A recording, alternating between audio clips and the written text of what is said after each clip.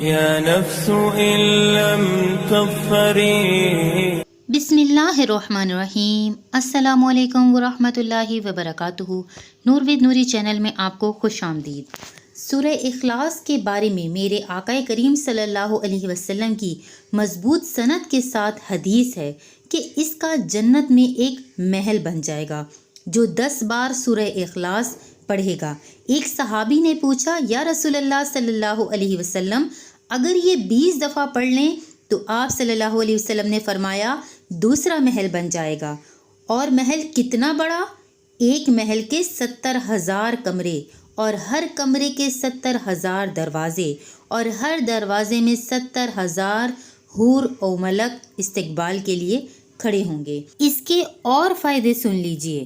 ایک صحابی نے عرض کی، یا رسول اللہ صلی اللہ علیہ وسلم، اگر کوئی 30 دفعہ پڑھ لے تو فرمایا 3 محل، اور پوچھا کہ اگر کوئی 100 دفعہ پڑھ لے تو فرمایا 10 محل بن جائیں گے۔ قل هو اللہ ہر مسلمان کو آتی ہے، کمزور سے کمزور مسلمان کو بھی سورہ اخلاص یاد ہے۔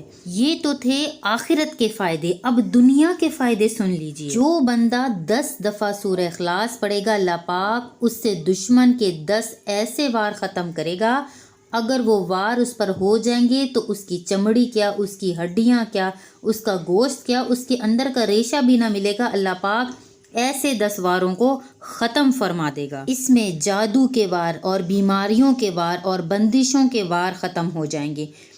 اگر 100 دفعہ پڑھ لیں تو گھر میں غنا آ جائے گا، فقر جائے گا، گھر میں فقیری چلی جائے گی، برکت آئے گی، آپ کے گھر میں شون و شوکت آئے گی اور گھر میں تمام راحتیں آپ کو میسر آئیں گی۔ پیسہ بیماریوں پہ نہیں لگے گا، تکلیفوں پہ نہیں لگے گا۔ جب اس کی برکات و ثمرات سامنے آئیں گی تو اللہ کے کلام کی برکت ہے اور اللہ کے کلام کے یہ ثمرات ہیں جو اللہ کے کلام کی تاثیر ہے۔ جب آپ مسلسل سورہ اخلاص کو اپنا وظیفہ بنا لیں گے، انشاءاللہ یہ تمام برکات و ثمرات اللہ پاک آپ کو عطا فرما دے گا۔ محترم ناظرین، سورہ اخلاص بہت ہی آسان اور نماز میں پڑھی جانے والی سورت ہے جو کہ بچوں کو یاد ہوتی ہے، لہٰذا آپ گھر میں بچوں کو بھی پڑھائیں، خود بھی اس کو مسلسل پابندی کے ساتھ پڑھیں۔ انشاءاللہ اللہ تبارک و تعالیٰ اپنے پاک کلام کے صدقے سے ہمارے حالوں پر رحم فرمائے گا، ہمارے دشمنوں سے ہمیں دور رکھے گا اور ہمیں اللہ پاک غنا عطا کرے گا۔ اس ویڈیو کو لائک اور شیئر ضرور کیجیے گا، صدقہ جاریہ سمجھیے گا۔ جزاک اللہ خیرہ۔ السلام علیکم ورحمۃ اللہ۔